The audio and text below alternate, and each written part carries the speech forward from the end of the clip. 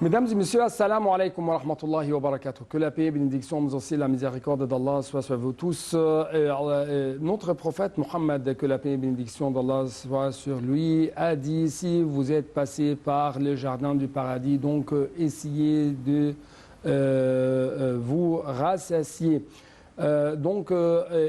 Rassasier de ces jardins du paradis. Les compagnons de notre prophète ont questionné ou ont demandé une question à notre prophète.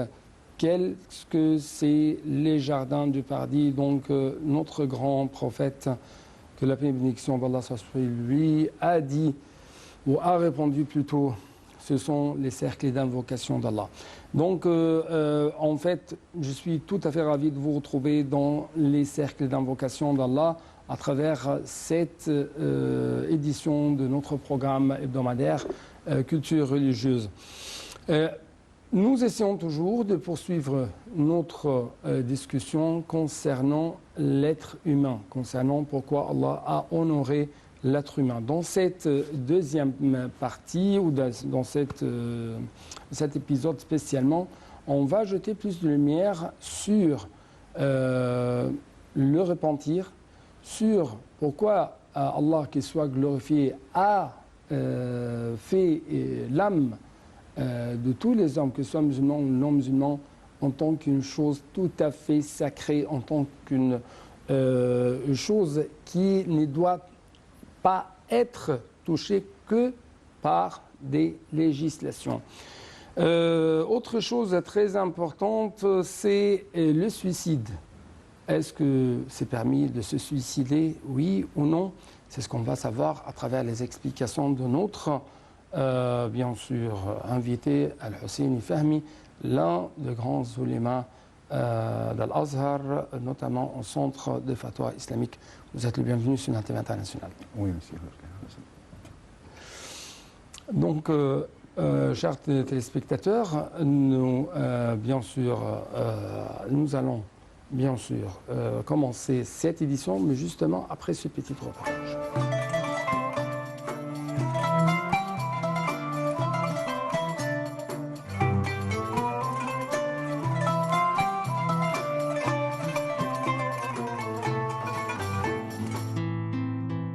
Préserver la vie et en prendre soin, c'est respecter les instructions de l'islam qui a interdit toutes sortes d'atteintes, peut y être porté et alerté sur le fait de se suicider ou d'en finir avec une âme innocente. Et ne vous précipitez pas vous-même à votre propre perte. La vache. C'est ainsi qu'Allah le Très-Haut a promis un énorme châtiment aux meurtriers. Et ne vous entretuez pas, car Dieu est pour vous tout le miséricorde. Et quiconque commet cela, par excès et par inquiété, nous le jetterons à l'enfer. Voilà qui est facile pour Dieu. L'islam a en plus considéré le fait de tuer une personne innocente comme un crime hors de pair. Le Coran y a fait allusion, que quiconque tuerait une personne, à moins qu'en échange d'une autre, ou à cause d'un désordre commis rien d'autre, alors c'est comme s'il avait tué tous les gens ensemble. Et quiconque lui fait don de la vie, c'est comme s'il faisait don de la vie à tous les gens ensemble. Le prophète a également fait signe de la gravité de tuer une âme innocente.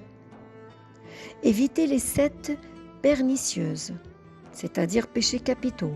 Ils dirent ô messager de Dieu, que sont-elles? Il dit: associer quoi que soit à Dieu, pratiquer la magie, tuer sans raison légitime l'âme que Dieu a faite sacrée, manger l'intérêt ou l'usure, manger les biens de l'orphelin, tourner le dos dans la bataille, accuser à tort d'adultère les femmes chastes, croyantes et distraites.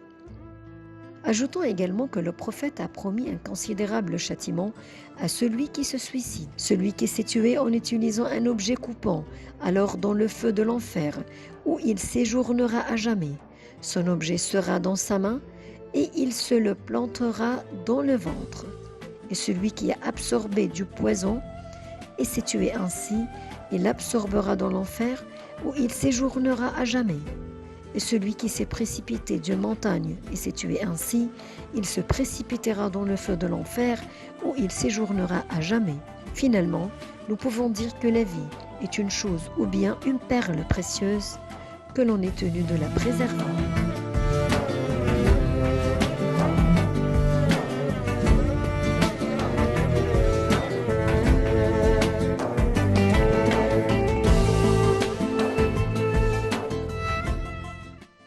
Le repentir est le retour du péché vers l'obéissance et il est obligatoire. Et repentez-vous tout à Allah, ô les croyants, afin d'obtenir le succès. Il est donc obligatoire pour le musulman, lorsqu'il commet un péché, de s'empresser de se repentir à Allah.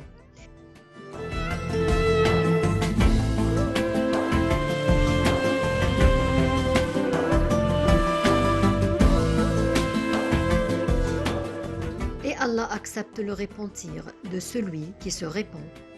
Et je suis grand pardonneur à celui qui se répand, croit, fait bonne œuvre, puis se met sur le droit chemin.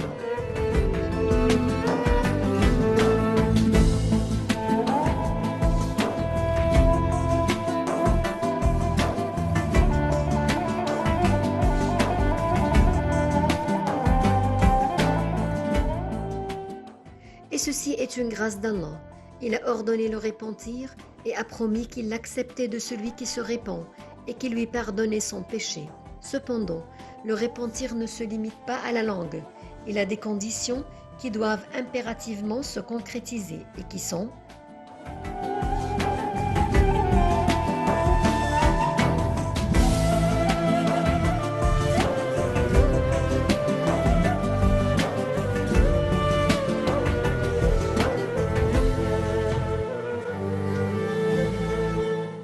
délaisser le péché et s'en écarter. Il ne doit pas dire qu'il se répand à Allah alors qu'il n'a pas abandonné le péché et ne l'a pas délaissé.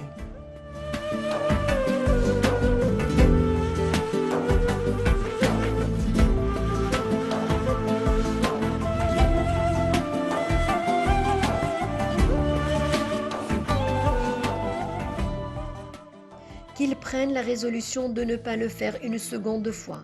Ainsi, s'il se répand à Allah, mais qu'il a l'intention de refaire le péché à un autre moment, alors ceci est un repentir temporaire qu'Allah n'accepte pas.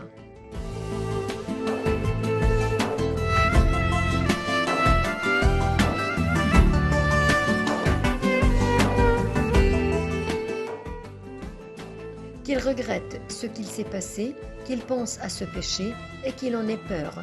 Il doit donc avoir peur de ce péché et regretter ce qu'il a commis.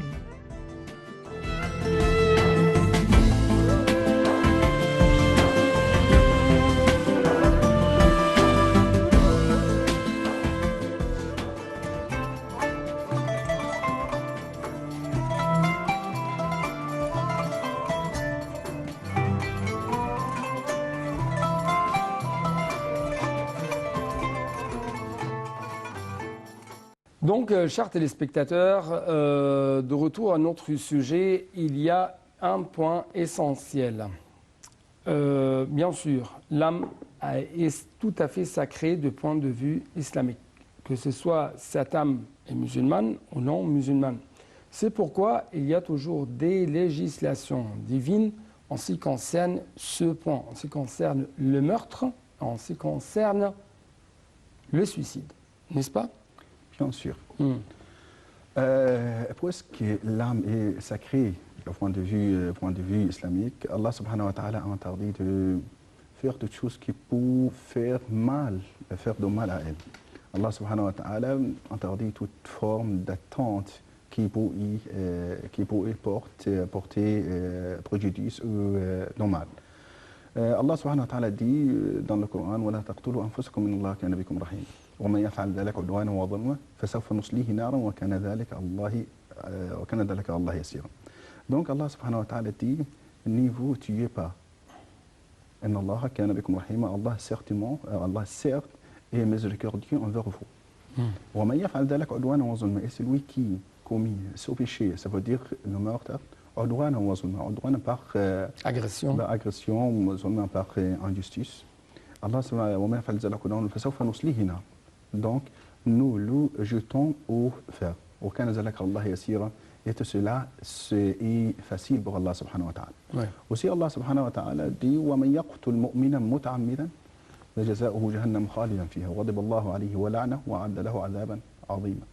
Donc celui qui tue un homme par exprès فسوف نصليه كان ذلك الله وما يقتل مؤمنا متعمدا فجزاؤه جهنم خالدا فيها وغضب الله عليه ولعنه وأعد له عذابا عظيما. Aussi Allah subhanahu wa ta'ala dit ولا تلقوا بأيديكم إلى التهلكة وأحسنوا إن الله يحب المحسنين. Donc ne vous exposez pas à la perdition par votre propre initiative. Ça veut dire que tu dois réserver votre âme de toutes maux, de tout mal. Aussi Allah subhanahu wa ta'ala dit من قتل نفسه بشيء عذب به يوم القيامة. C'est le prophète Mohammed sallallahu alayhi wa sallam dit dans un hadith من قتل نفسه بشيء عذب به يوم القيامة. Ça veut dire que c'est lui qui se tue par un objet et il sera puni, il sera châtié par cet objet dans le jour dernier de jugement, dans le jour de résurrection. Aussi le prophète sallallahu alayhi wa sallam dit من احتسى سما فمات به فهو يحتسي سمه في نار جهنم خالدا مخلدا أبدا. ومن تردى من جبل فمات فوقع فمات فهو يتردى به في نار جهنم خالدا مخلدا أبدا. C'est-à-dire que celui qui se tuer ou se donner de la mort en utilisant le poison, un poison ou un couteau ou se précipiter ou d'une montagne, il sera puni dans l'enfer, dans le feu de l'enfer, khalidan mukhalladan pour toujours. Éternellement. Ça veut dire qu'Allah subhanahu wa ta'ala interdit toutes sortes d'attentes et toutes sortes de risques et que l'être humain il doit préserver cette âme sacrée auprès d'Allah subhanahu wa ta'ala de toute forme de risque ou de perdition. Ouais. Donc c'est interdit de se suicider et c'est interdit de meurtre. De faire mourir les autres ou de meurtre. Oui. Ouais. Aussi le prophète sallallahu alayhi wa sallam dans ses conseils pendant le combat avec le non-musulman, le prophèt sallallahu alayhi wa sallam a fait quelques conseils à ses guerriers. Par exemple, ne tuez pas une femme.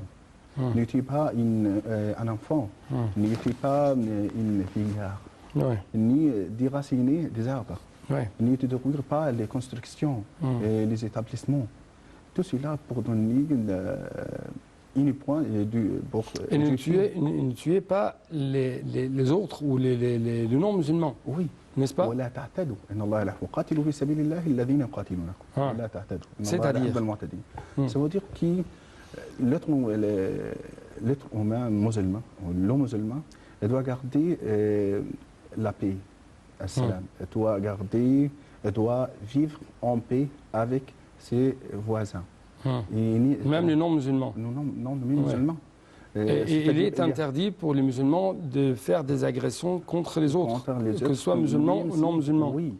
Mais c'est tout à fait permis pour les musulmans de se défendre. Pour s'attaquer ou pour se défendre en état d'agression des autres personnes. Si il a subi de l'agression des autres, donc c'est tout à fait permis pour le musulman de se défendre. De se défendre, c'est ce qu'on appelle c'est la défense. C'est la défense légitime. Les défenses pacifiques.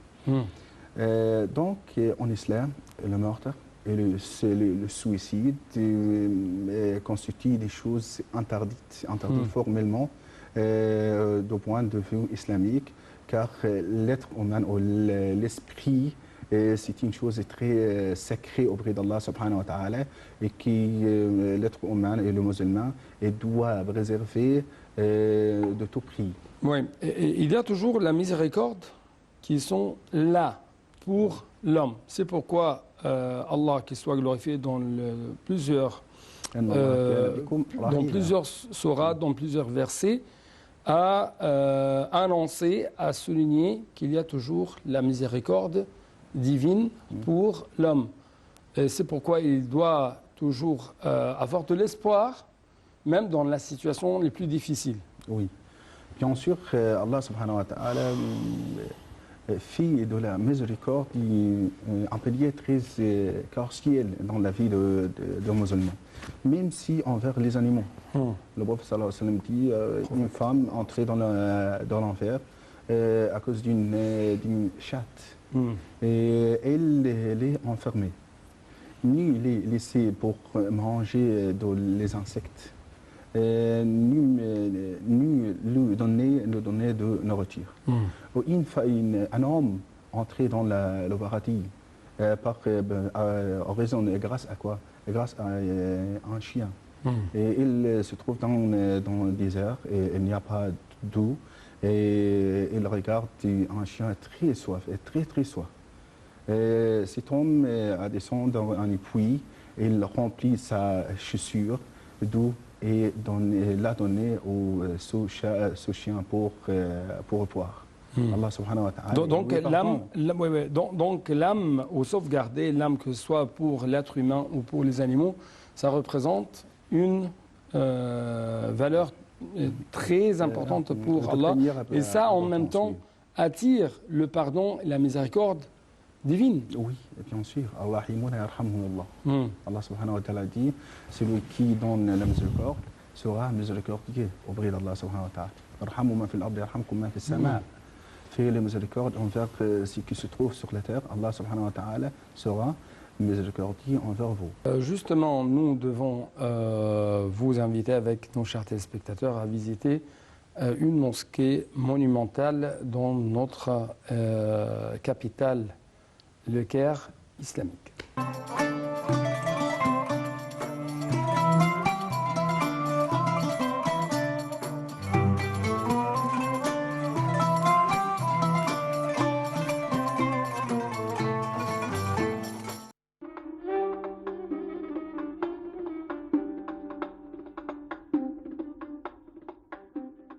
La mosquée Ibn Touloun au Caire est la plus ancienne mosquée de cette ville qui soit dans son état originel et d'ailleurs le plus ancien monument islamique du pays. C'est aussi la plus vaste en termes de surface au sol. Elle se trouve non loin de la citadelle de Salah ad-Din et de la mosquée du sultan Hassan. Elle a un minaret en forme de spirale qui rappelle celui de la grande mosquée de Samarra en Irak. Sa construction a été ordonnée par Ahmad ibn Touloun, gouverneur abbasside d'Égypte, qui gouverna le pays de manière pratiquement autonome de 868 à 884. Selon l'historien Al-Maqrizi, la construction de l'édifice commença en 1876. Une inscription date son achèvement de l'an 2065 de l'Hégire, c'est-à-dire l'année 879 de notre ère. Les travaux de construction de cette mosquée ont duré 2 ans. La mosquée consiste en une cour intérieure d'environ 92 mètres carrés, au milieu de laquelle se trouve un dôme supporté par un tambour octogonal reposant sur une base carrée, avec 4 entrées arquées et une fontaine pour les ablutions au centre. La mosquée de Ibn Touloun ressemble à celle de Samarra en Irak, notamment son minaret qui n'a pas son pareil en Égypte. Ceci est dû au fait que Ibn Touloun a vécu au palais abbasside à Bagdad.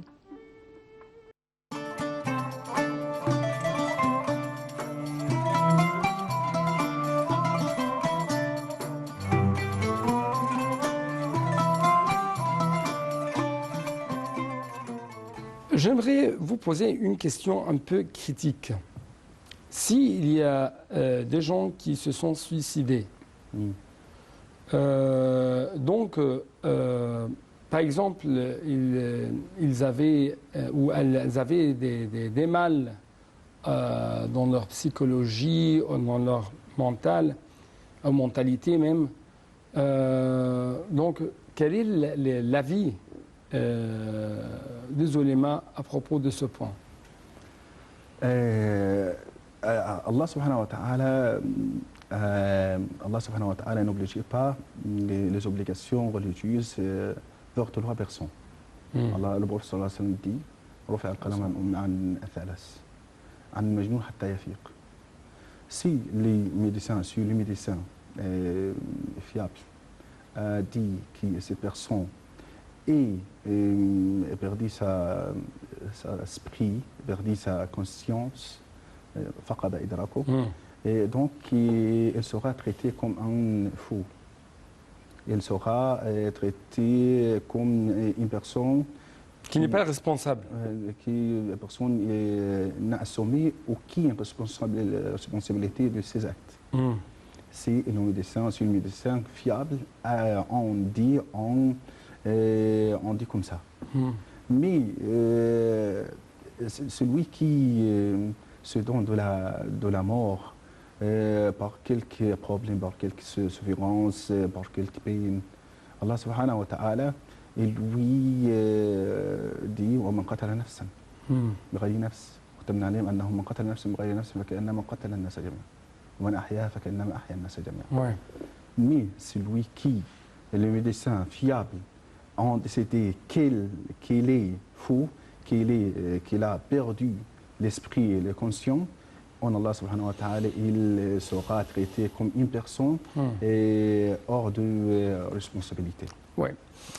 Ça nous mène à une autre question très essentielle, très importante dans la vie de chaque musulman.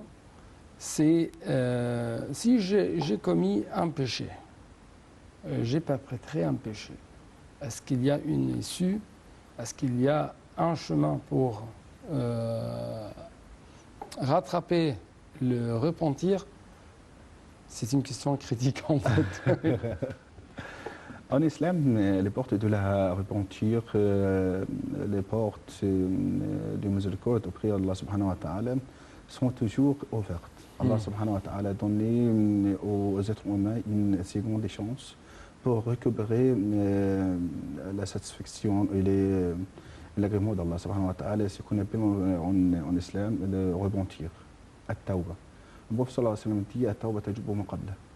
Ça veut dire que le repentir s'efface, c'est effacer de ce qui est précédé. Aussi, le prophète Allah subhanahu wa ta'ala dit إلا من تاب وآمن وعمل عملا صالحا فأولئك يبدل الله سيئاتهم حسنات وكان الله غفورا رحيما. Ça veut dire que celui qui commet un péché, Allah subhanahu wa ta'ala lui donne une chance pour récupérer la satisfaction, c'est le repentir. Mais on doit savoir que le repentir en islam se compose de quelques conditions. En premier lieu, on peut voir c'est l'iqla' an-nizam. Ça veut dire l'arrêt ou la cessation immédiatement de commettre ce péché. Le deuxième pilier, c'est an-nadam ala al-fi'l. C'est le regret de ce péché. La troisième chose, c'est l'azm ala adam al-'awd. Ça veut dire qu'avoir la résolution ou avoir de la détermination solide et constante de ne refaire de nouveau ce péché. Aussi, il y a une question très importante, c'est rendre les droits, donc en islam, Allah subhanahu wa ta'ala, aux gens, bien sûr, aux personnes. Si j'étais injuste envers les gens, si j'ai pris leurs droits, donc je dois, si j'ai le chance, si j'ai l'occasion, je dois faire retourner les droits à ces gens. À ces gens, à ces ayants droit. Ashab al-huquq, les ayants droit. C'est pourquoi on doit dans l'islam la miséricorde et les portes de la miséricorde sont toujours ouvertes pour celui qui veut se repentir vers Allah subhanahu wa ta'ala et récupérer la miséricorde de Allah subhanahu wa ta'ala. Allah subhanahu wa ta'ala dit inna Allah yuhibbu at-tawwabin wa yuhibbu al-mutatahhirin. Si vous se repentez vers Allah subhanahu wa ta'ala, tu dois savoir que que tu es aimé auprès d'Allah subhanahu wa ta'ala. Allah subhanahu wa ta'ala, inna Allah yuhibbu at-tawwabin wa yuhibbu al-mutatahhirin. Aussi, le prophète sallallahu alayhi wa sallam dit, L'Allahu ashaddu farhan bi tawbati abdi. C'est un point très important, c'est-à-dire qu'Allah subhanahu wa ta'ala est en joie. Et solidement, ça veut dire vivement pour le repentir de son serviteur.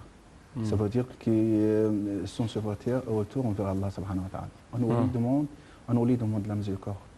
Donc, dans ce cas, Allah subhanahu wa ta'ala se réjouir de la mesure de. J'ai entendu parler même que la joie d'Allah, qu'il soit glorifié, est plus que une personne qui a perdu. Et qui a perdu son chameau dans le désert.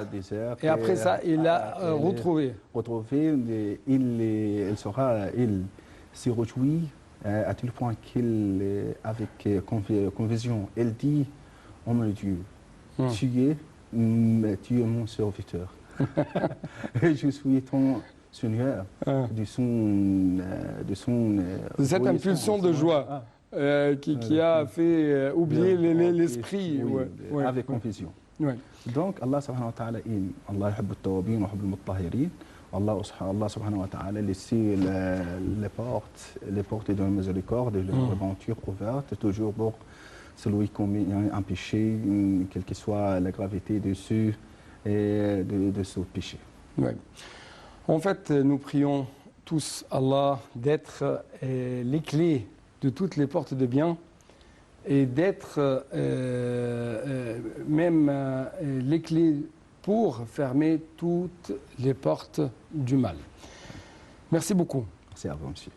Merci, chers téléspectateurs, pour votre fidélité. Et il ne me reste que vous dire Assalamu alaikum wa rahmatullahi wa barakatuh. Que la paix, bénédiction, mais aussi la miséricorde d'Allah soit sur vous tous. À la prochaine.